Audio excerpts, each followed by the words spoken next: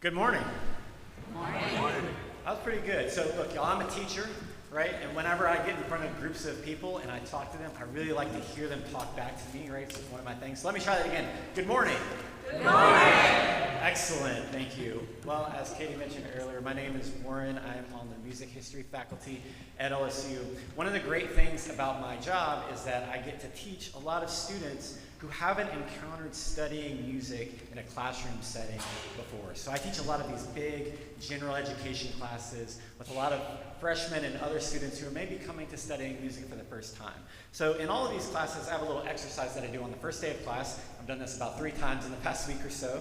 And I just use this exercise to get them to know a little bit about what we're going to be doing in our classes. So I'm actually going to try that with y'all this morning, okay? Just to give you an idea of maybe how I approach teaching, but also because I think this applies to the message that I'm going to be giving y'all today. So I like to start my classes with a question, a really general, vague question, just to get things moving. So I'm going to ask y'all that question this morning. All right, so if you consider yourself to be a musician, whatever that means to you, right? Let me see a show of hands. How many of you consider yourselves to be musicians? Good. A lot of people back here. Okay, keep your hands up. All right. Now, I want literally everyone in the church to raise their hand. Let's see them. Every hand up, right? All right, look around. Everyone who has their hand up right now is a musician, right? You can put your hands down, right? So why do I tell my students that, right? I want them to know that regardless of whatever their musical background is, whatever they bring into my classroom, right?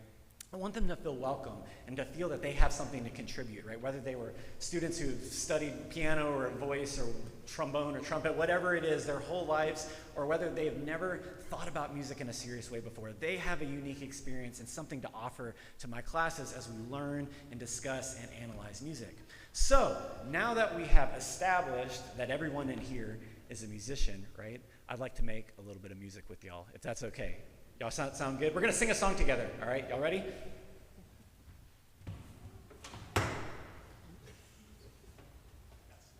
All right, so I know we've already made like a ton of music this morning, but anytime I'm in front of a group of people and I get a chance to make them do something, I'm going to take advantage of it, all right? So we're going to sing a song. You all know it. It's You Are My Sunshine.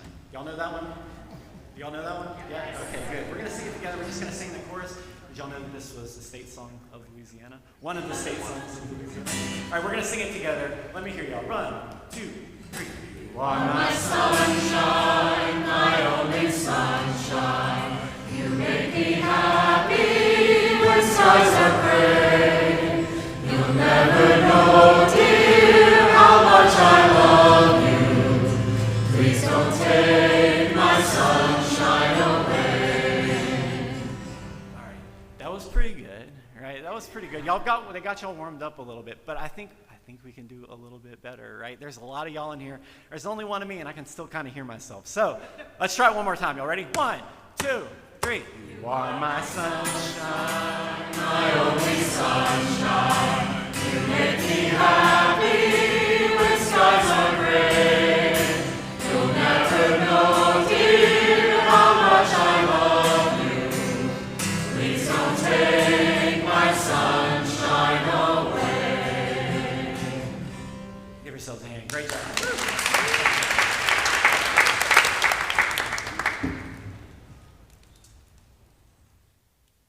So why am I having y'all do this, right? What's the point of this exercise? Well, again, I like to do this with my students just to show them that regardless of where they come from, whatever musical background they have, they are a part of our community of a class, right, where we're discussing and learning about music together. And each of them, regardless of their background, they have something unique to offer to our discussion, and we can learn from each other in those situations. I think that that's pretty applicable to us as a church this morning as we think about it being LSU Sunday, right? We are a congregation that is physically are we technically on campus? Right off campus, right? To LSU. And so many of us have connection to that place. Today I want to think about how we as a church and we as a university community can work towards the same things, how we can support each other, how we can have similar goals, and what that might look like for us. So regardless of what your actual background is with LSU, whether you're a student right now, whether you were a student at one point in your life, whether it was a decade ago or several decades ago, or whether you have students, you're a parent of LSU students, maybe you're just on faculty or staff, maybe you're just an LSU fan, right? Whatever, go Tigers, whatever it might be, right? Whatever it is, we're all a part of that community. And I think as a church, we have a responsibility and a privilege to be here for that community, to support not only the individuals who are at work there, to the students who are there learning, but also to support the mission of the university as a whole, right? This kind of large-scale global thing where we can support what happens at places of higher learning and how the church can be a part of it. So I want to talk a little bit about that. First, when Katie asked me to speak a couple weeks ago, she suggested that I just talk a little bit about my story at LSU and why that institution, but also why the United Methodist Church in general have been really important parts of my life over the past, well, my entire adult life, right, since for the past 15 years or so. As you may know, I'm a musicologist or a music historian at LSU, and I get to teach a lot of great students and wonderful students there, but I was also a student at LSU for a long time. I started way back in 2008, beginning to get my master's degree at LSU, and it was right around that time that me and my wife Heather, who's over here somewhere, right? We had moved back to Baton Rouge. I'm originally from the Baton Rouge area, but we moved back here so I could pursue my master's degree at LSU. And it was right around the same time that my relationship with the United Methodist Church began as well. At the time, when I was working on my master's degree, I was actually working full-time as a manager at Raising Cane's Chicken Fingers, which is maybe the most Baton Rouge thing ever, right? But yeah, so I was working full-time, and I very quickly realized that it was pretty unsustainable to be working a 40-plus hour a week job and also be a full-time graduate student. So I started to look for other things, and one day in my first semester at LSU, I was walking through the School of Music building, and I happened to look at one of the bulletin boards there, and I saw a flyer advertising a position as a worship leader at a Methodist church, United Methodist Church in Denham Springs. I applied for the job, and I've been at a Methodist church basically ever since then. Ended up continuing with my time at LSU for my PhD. My oldest daughter, Madeline, was born in 2011, right around the time when I was kind of considering what I was going to do with the rest of my life. Around that same time, Heather had also started working at LSU in the financial aid department, where she's still there today. Around 2012, I was applying for PhD programs all over the country, trying to consider what our next steps would be. I didn't really think I would end up back at LSU, because that's not super common. But one thing led to another. I thought I was going to be moving to Tallahassee for a minute there. Maybe I shouldn't say that with the game coming up next weekend, but I thought I would be moving there, but it turns out I got a great offer from LSU to stick around, and it ended up being a great thing. My family is from here, my parents are here, so it's great to have family close to help us care for our children, as you probably all know, right? Raising 2 kids and being a full-time parent and working and being a student is a lot of work, and so we've just been so grateful to have our family close to us here too. It also ended up being important for my life as a musician too, because about a year later in 2013, I got offered a position at First United Methodist Church downtown to work to help start a new contemporary worship service under the leadership of Reverend Katie over here. And so I got to work with her for a couple of years before she moved to Lake Charles, and I got to be a part of that church and that community for a while. Ended up finishing my PhD at LSU in 2017. At that time, I had already started teaching down in New Orleans at Loyola, but in 2018, I ended up getting an offer for a job here at LSU, where I've been ever since, and this fall starts my 6th year of teaching music history at LSU. Overall, I have been a part of the LSU community and the United Methodist community for the last 15 years of my life, basically my entire adult life. And I can't say how much those two communities have enriched my life, have given me. I'm continually amazed by all the people in both the churches where I've been and at the university who've just given so much of themselves to my life, to my family's life, and helping me grow, to learn, to figure out how to be a scholar and just a good person. I think in particular of the music history faculty at LSU.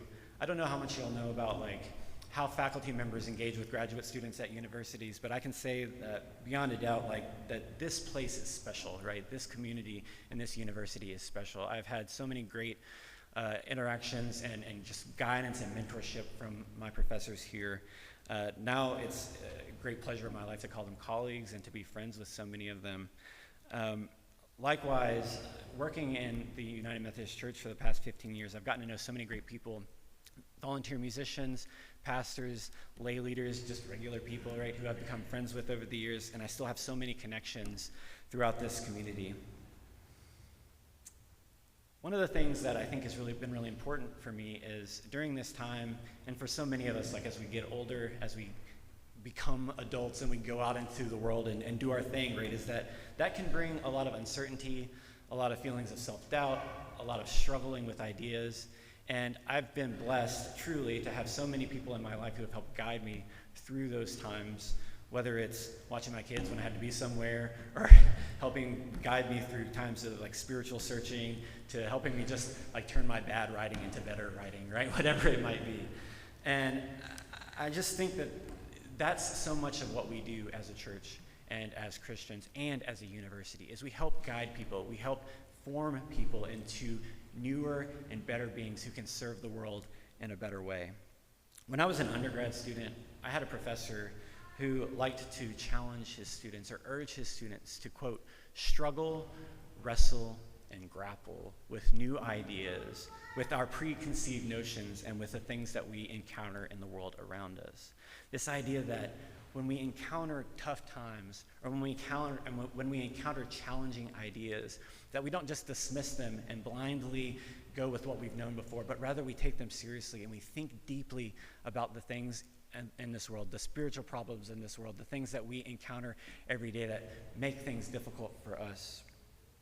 So I think that this idea is so important for us, both as Christians, but also for all of us in connection to our learning and scholarship and education as members of the LSU community, that we need to be aware that there is a constant sense of struggling, wrestling, and grappling with all of the world's problems, and that we're all in this together. And I think that this is laid out perfectly in the scripture reading for this morning. So as you heard earlier, in the scripture reading, Jesus and his disciples are just kind of hanging out as they did, right? And Jesus just starts to, as we're told, Jesus just starts to ask his disciples questions. It's a very teacherly thing to do, right? Just to start questioning them. He says, who do people say is the Son of Man? As soon as I read this question, like the teacher in my brain just kind of snapped, right? This is such a teacher question, right? For any of you who have ever taught before, what do you do whenever you're trying to get your students to think of something for the first time or to come to their own understanding of this concept that you want them to know? You ask them an easy question, right? If you've ever been in a classroom before and you start to just ask a really tough question right off the bat, your students are going to be like, I don't know, right? There's a little trepidation there, a little fear in sharing kind of your personal ideas or your own thoughts because you don't want to be wrong, right? And as we've seen from other parts of the scripture, right, Jesus wasn't always hesitant to tell his disciples when they might be a little bit off track. So he just asked them an easy question to get them going. What have you heard about the Son of Man? Who do other people say is the Son of Man? So they just start to give easy answers. Well, so-and-so said this, maybe it's that. You know, we're not sure. This is a starter question, right? He's trying to get them to open up so that he can ask the more tough questions, which I think he follows that up with, right? Then he asks them, but you, who do you say I am? Again, personal questions, when we ask these tougher questions that ask us to kind of dig inside us, to struggle and wrestle and grapple with new ideas and new thoughts and to come to our own understanding of complex or difficult subjects, is a lot harder, and we can be a lot more hesitant to show it. But Jesus has opened them up a little bit, right, and gotten them ready to share. And of course, none other than Simon, aka about to be Peter, is the first to jump in there, right? He's that student that in the Bible, he's always that student who's sitting in the front row and right, ready to raise his hand. Me, Jesus is calling me. I know the answer. So Peter, of course, answers, and Jesus says, great job, Peter. You knew the answer. Good job. Peter doesn't always get it right, but he did this time, right? I think that these questions about who God is and who Jesus is are so important to us as Christians and as people in a faith community. But I'm just as interested today in how Jesus is asking these questions. Not just what the question is, but how it's asked. To me, this is a great example of teaching and of helping students to come to a greater understanding, not through just telling them, not through just, here's the information you need to know, learn it, right? But rather through guiding them through the process of struggling and wrestling and grappling and coming to grips with new information as we kind of internalize it and get to know it, that it's true for ourselves. I think that this model that Jesus lays out for us today as a teacher shows us how important the role of learning and struggling and wrestling and grappling and questions and personal growth are for us as not only as Christians, but also as members of a university community. And I think it gives us a good chance to talk about that relationship, the relationship that we as a body of believers and as a community of faith have to the university that's right next door to us, but in general to the university and communities of learning all over the world. I think that we as Christians and we as university people, right, we have similar things that we're striving for in the world, and we have similar goals that we're trying to reach through our work in this space and in other spaces. So I want to talk a little bit about what those goals might be. I'll just give you one quick one, and then I want to give us some ideas about how we might actually go about accomplishing those things as individuals and as institutions. So one of the things I was thinking about is how important it is both for universities and churches to shepherd people and to help people form into who they're truly meant to be. Like I said earlier, I've had so many people in both the university and church communities that I've been a part of who've been such an important part of my life, shepherding me into that next space. And I always think about how we as a church can be that for other people. So I was actually, last week, before classes started at LSU, we had a number of faculty meetings that we had to go to. And part of what we're doing right now is we're actually going through this time of reaccreditation in the School of Music. And so in part of that, what we're doing is just talking about large-scale goals and visions that we have. And in one of our meetings last week, we were given this document, and it's just something that some of our faculty members wrote up over the last year or so, just talking about what do we as professors at the School of Music want our students to be when they leave? What kinds of students do we hope to produce? And two of the top goals here stuck out to me, and I thought I'd share them with you. We as teachers at LSU want our students to be, quote, disciplined and skillful lifelong learners. We also want them to be engaged global citizens. Now, to me, this mirrors very much what I think we as Christians are striving to do as well. So I decided to look up what does the United Methodist Church say about education and guiding people in its goals in regards to that. And lo and behold, I looked up on the UMC website and I found a document about education and the church. And I found this quote that I think speaks a lot to what we at the university are trying to do. On the Methodist website, there's a quote that says, quote, education is about the acquisition of wisdom so that individuals can give a proper direction to their lives in a fast-changing and complex world. Both us as members of this faith community and members of a university community are working to help people deal with the challenges that they face each and every day. We live in a world that's ever-changing with different forms of technology and social movements and new ways of thinking that can be really challenging for every one of us in one way or another. How do we equip those who are in these spaces to better handle those and to see the world in a more empathetic way and to have a better sense of communion with those around them who are dealing with these issues? These might seem like kind of lofty goals for us as a church, and lofty goals for us as teachers and students, right? But I think that through individual effort, we can attain these things, and we can reach for them, right? Even if they seem a little bit out of reach immediately. So how do we do this, right? I want to offer some just words of encouragement for both the students in this room and for all of those who are related to LSU in another way, how we as individuals can work towards these goals of growth and of struggling and wrestling and grappling with new ideas and thinking in new ways. First of all, if you're a student in this space, the first thing I can recommend for you is just to get involved as best as you can with a community of faith, with the faith community, whatever that looks like for you. Maybe it doesn't look like a regular Sunday morning worship service. Maybe it looks a lot different. Maybe it's somewhere where you meet with your friends. Maybe it's another organization on campus like the Wesley Foundation or something like that. But whatever it is, these communities can help you so much in your time as a scholar and as a student. A lot of times these organizations just give us friendly faces to be around when we're struggling with doubt, when we're struggling with tough issues, or when we just want friends to hang out with who we know kind of see the world through the same lenses that we do. My second suggestion to all of you is just to literally learn as much as you possibly can, right? When you're at a university, you have such a unique opportunity to be surrounded by people who are thinking about these tough issues in our world, who are grappling with new thoughts and new ideas and creating new knowledge and looking at new ways of connecting people throughout our world. Soak that up. Learn as many things as you can. Take that class that seems like it's way outside of what you would normally want to take, right? Pursue all of your interests. Find new things to become engaged with. It can be harder and harder to do those things as you become more and more busy with your life, so take advantage of that time that you have. For everybody else, whether you're a teacher at LSU, I know there are some of us here, or whether you have kids here, or you're just around, right? Whatever it is, I encourage you to still think like a student, to continue your quest of lifelong learning, right? We are not called to complacency as Christians, right? We are called to further our knowledge, to struggling, to growing, to thinking outside the box, never to be complacent, right? We need to continue learning and to continue growing in all that we do, to fully live abundantly as we've been called to do. Finally, well, two more things.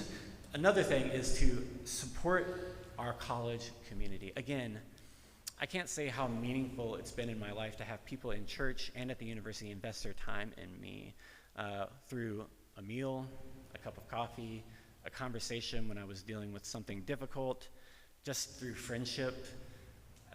The church has been so important to my life, and I think that we now are called to be that for other people, that we can continue to forge those relationships with students, to support them as they continue to grow as people and to learn and to enter into the community. Finally, I would just encourage each one of you to embrace what we do as scholars and as teachers who are looking to forward the mission of humanity, looking to find new knowledge, to embrace the pursuit of knowledge.